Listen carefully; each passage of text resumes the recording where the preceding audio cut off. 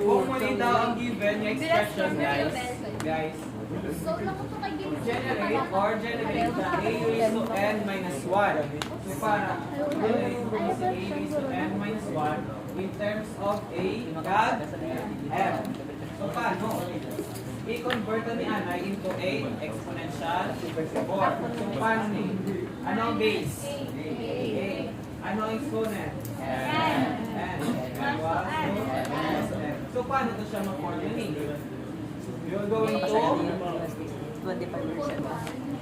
gamitin nyo ang mga ang loss ng exponential.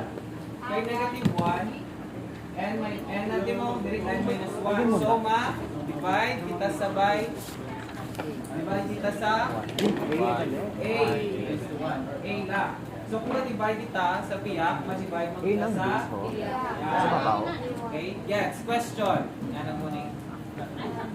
Yan sa nanak ko ni. Nga may 1 pa siya. Diba, n raised to Ay, okay. n raised to n minus 1. So kung minus kita exponent, which means divide kita sa expression. Okay?